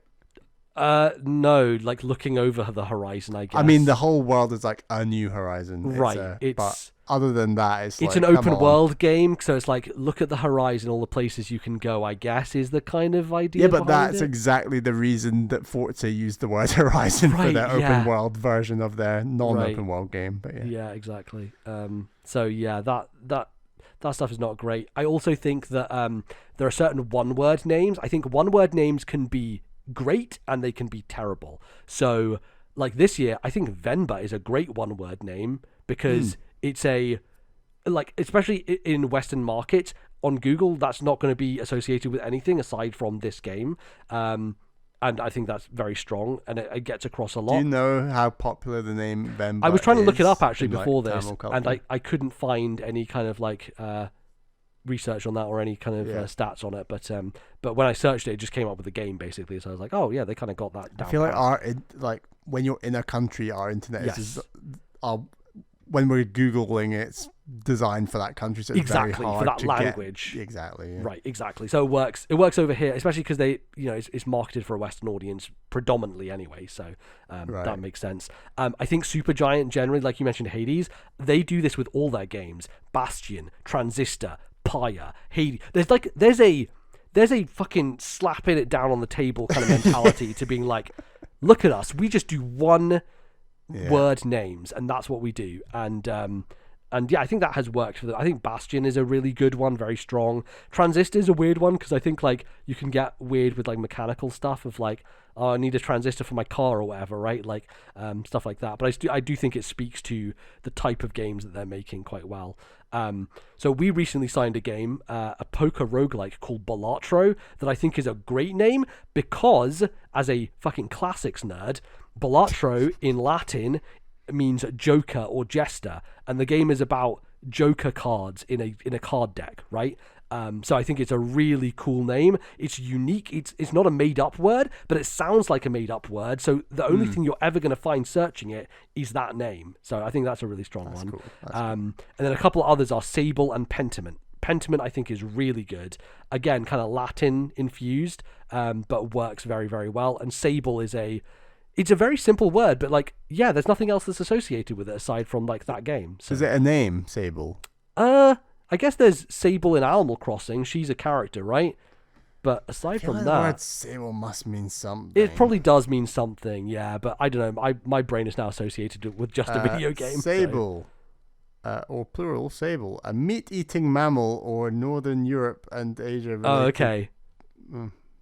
Weird. Okay. Interesting. Well, okay. Maybe Sable isn't the best choice then from that perspective. But I do like it as a single one-word name. The ones that I hate that are one-word names are stuff like basically games from like the 360 era that were like Brink. It's like, okay, it's just a shooter with a guy on the cover. It's called Brink. Fuse, the most boring Insomniac game that originally was called Overstrike, which also I think is a really bad name. But like Insomniac were at that point where they're like, oh god, we're just using fucking what are research groups called? The fucking test, like think tanks. No, not think tanks. Like test market focus groups. That's focus groups. There we go. Their fucking games were just focus groups to hell. Yeah, Horizon Zero Dawn is definitely a focus group name. Kind of. But like, at least it's not Fuse or Brink, right? Like those are just bad. Those are really bad. So yeah. There's lots of terrible names out there, but there's a lot of good ones as well. But Bally, can we come up with names of our own for also just quickly, has there ever been a game for you that you have been not picked up on name alone but have maybe more interested in picking up just because of name alone?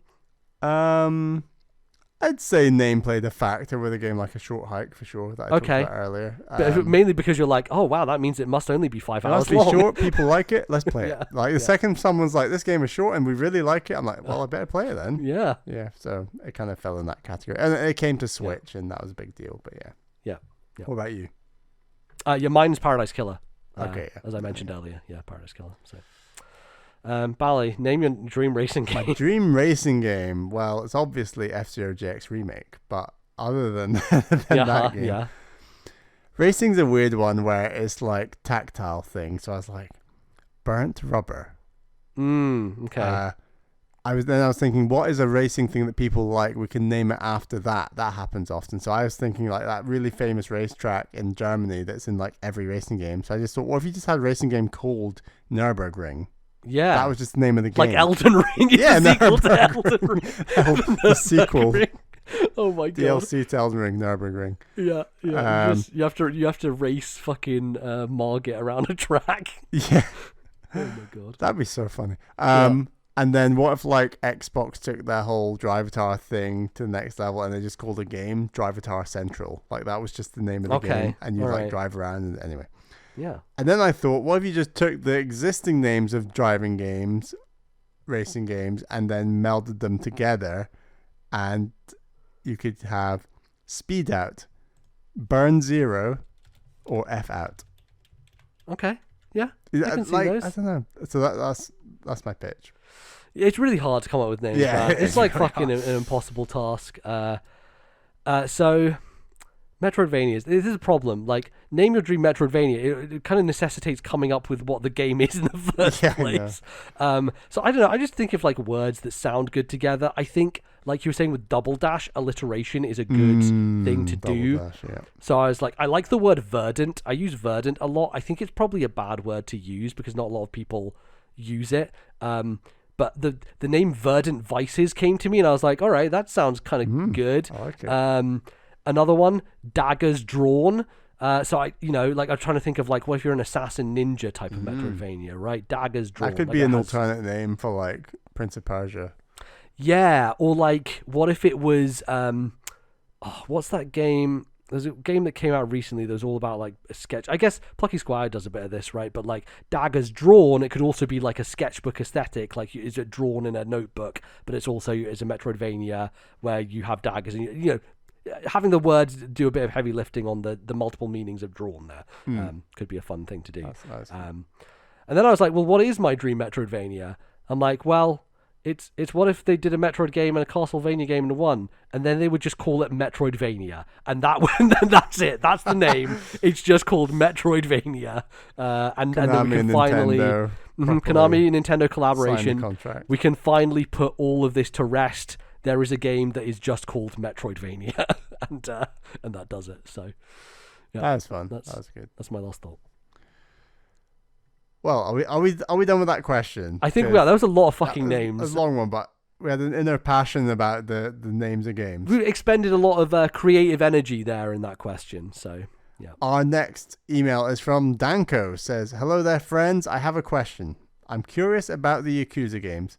Where the fuck do I start? The timeline, release dates, and remakes make it impossible to know where to begin. P.S. I was the one who asked you about the Beatles, and I haven't forgiven you for your hatred against the best band in history. Danko." I kind of put this one in here because this is an episode about 2D Mario, and that's always the association in some senses with the Beatles, right?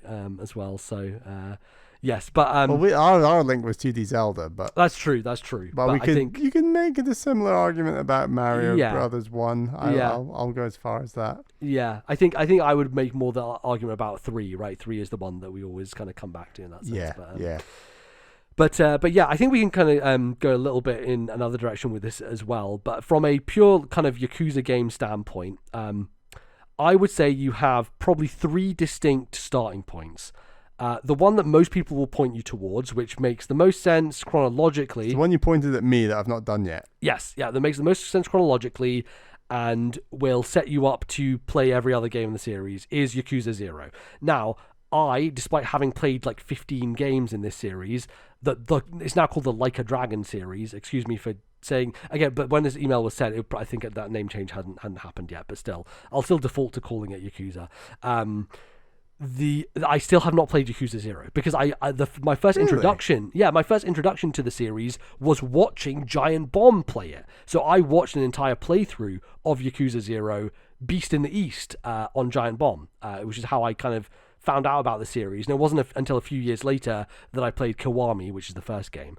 But 0 is a really good starting point because it is the furthest back timeline-wise in the chronology.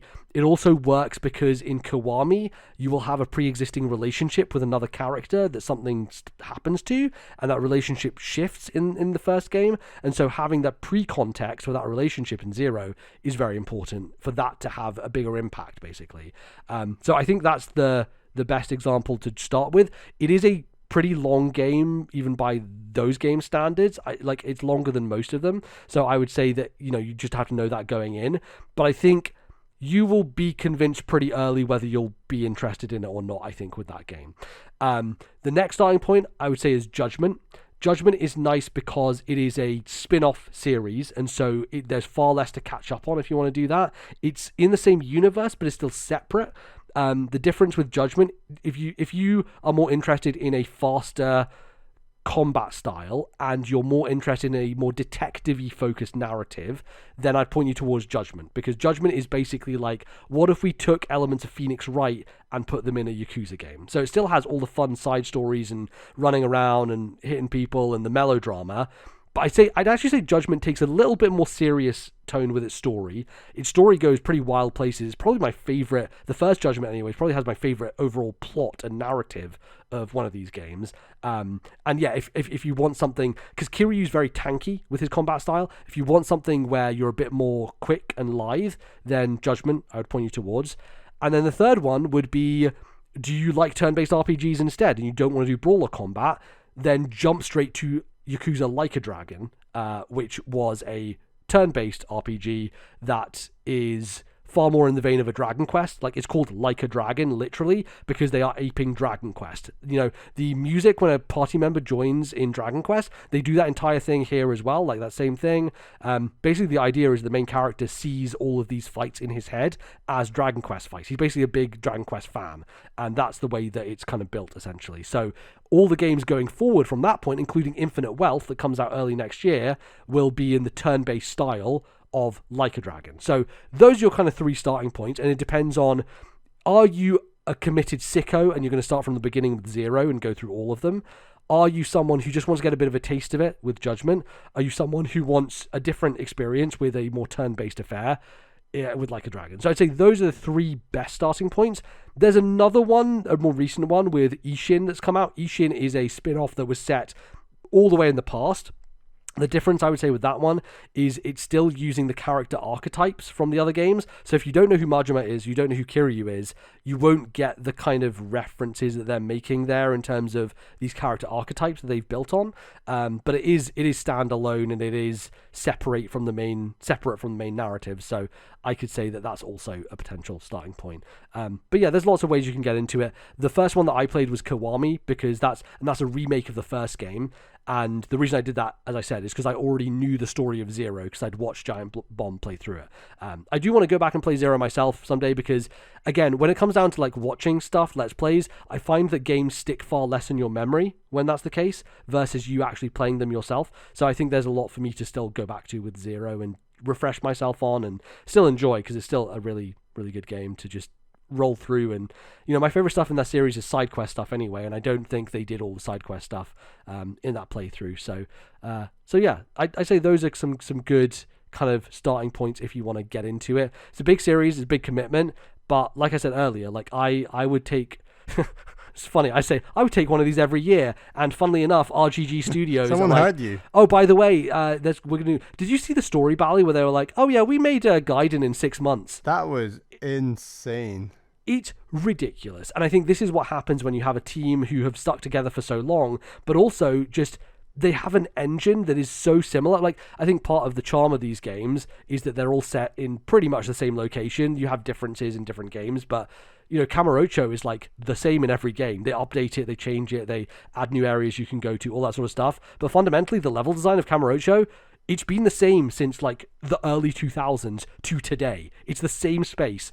And that familiarity, I think, with the engine tools they have, but also all that stuff, like, man, it's crazy because they're putting this game out and then Infinite Wealth comes out in January. Like, they are absolute ridiculous. Like, we think Insomniac are, prolific when it comes to game releases. No one touches RGG in the AAA space. They are untouchable when it comes to just cranking games out. So yeah.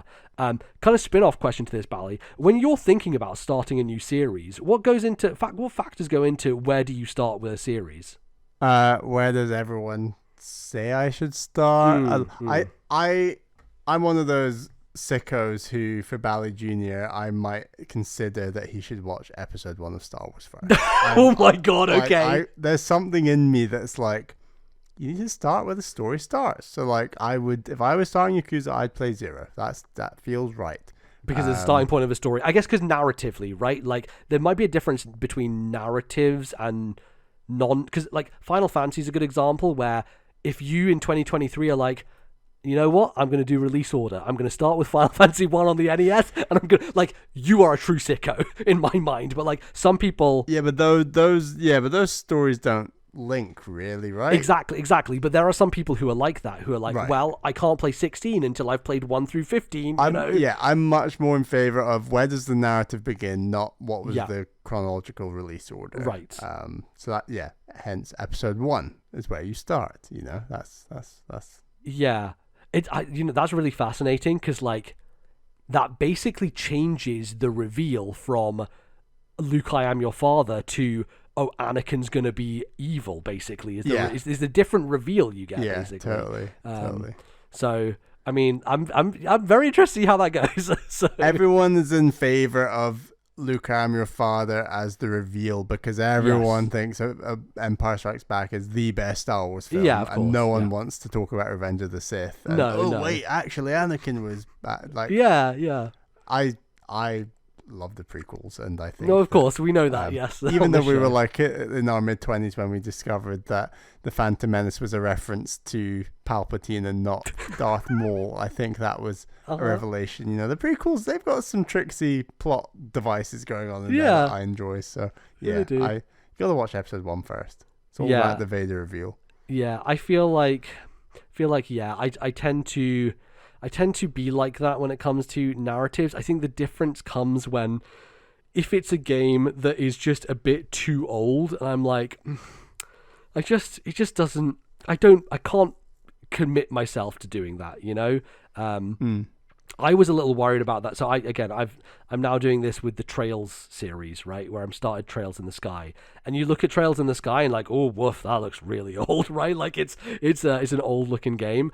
But actually playing it, I'm like, no, actually this feels pretty good still to this day. So I appreciate that, and I appreciate that. You know who I want to give a shout out to, who, from my knowledge of what they've been playing and what they've been tweeting about, is amazing at doing this, where they will like go back and play previous games in the series before relevant game comes out to like catch up, is like Matt Lorigan. Yes. Like, I think he played all of the Pikmin games before Pikmin 4, and he's been playing the original Alan Wake with Alan Wake 2 coming out and stuff. And I think it's impressive because in my head, I'm always like, yeah, I'm going to play that game before that game comes out. And it never happens. I always run out of time. I'm playing something else. Something else comes up. I don't end up not wanting to play it. And yeah, so I'm very impressed, Matt. Yeah, no, that's very good stuff. That is a bit of a superpower, I will be honest. Because I think also for me, I find myself that I run the risk of burning out on something if I do all of it before something else comes out. I think I'm more thinking along the lines of, over a long period of time, I eventually want to get through like a whole series of something, as opposed to trying to do it all right before the release of something else.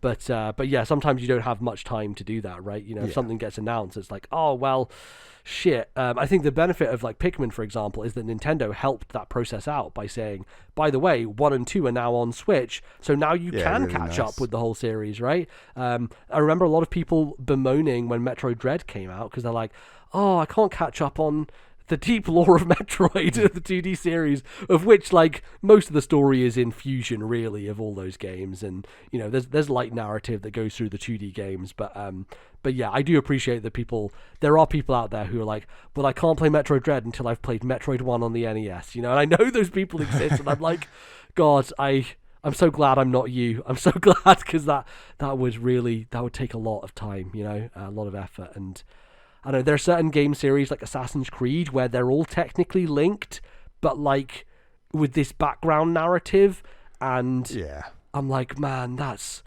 a fucking commitment, you know, like that's a real commitment, and I'm never gonna do it. So I prefer series. Well, that's wrong. I do like the fact that Yakuza is one big story, and like the Trail series is seemingly one big story, but it's so much easier to be like, oh, Persona 5? Oh, I've never played a Persona. I'm just going to play that one, you know? Or like Final Fantasy, those games are so easy to... Like, I didn't play 15, but it doesn't matter. I can just jump in day 1 to 16 and not feel bad about it, right?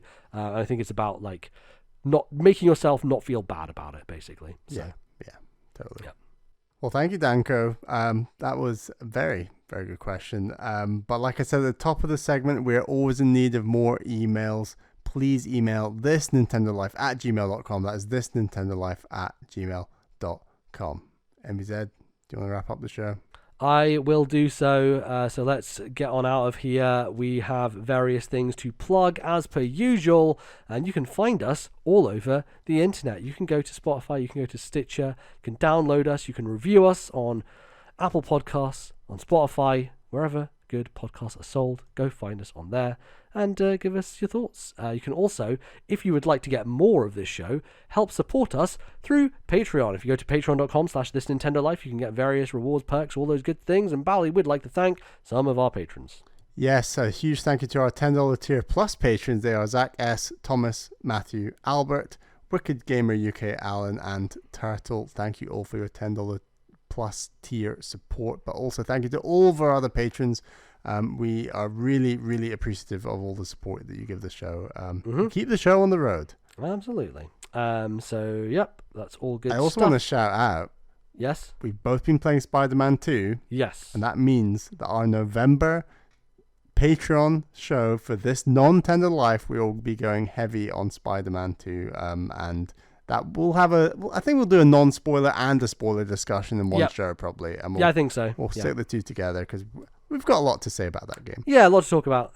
You know, I did say some disparaging stuff earlier in this episode. Like with Bally, I fucking loved Spider-Man 2. It's great, but you know, there's different tolerances, let's say, for certain things. So we'll get into it and we'll talk about it. So. It costs $1 to listen to all Absolutely. of those episodes of This Nintendo Life. Great stuff. You can, of course, find us on our places on the internet. You can find me at LordNBZ. Where can they find you, Bally? I'm on Twitter at Ballyman91. That's BALLYMAN91. I don't really tweet anymore. I just post when I've beaten a game. That's kind of what it's become.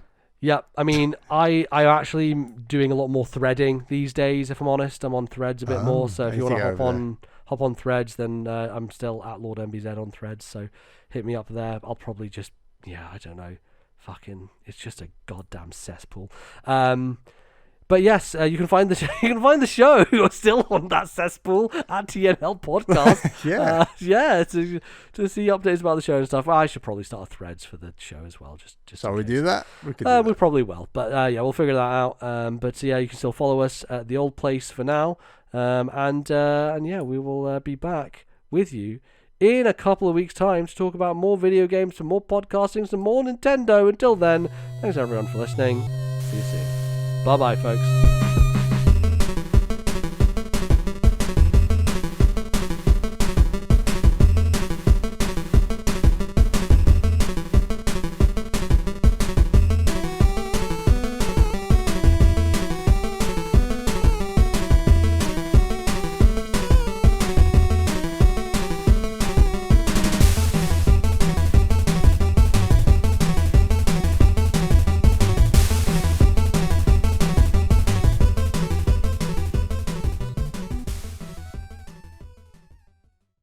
The musical interlude used on today's show was Petal Isles from The Super Mario Bros. Wonder game, copyright Nintendo 2023.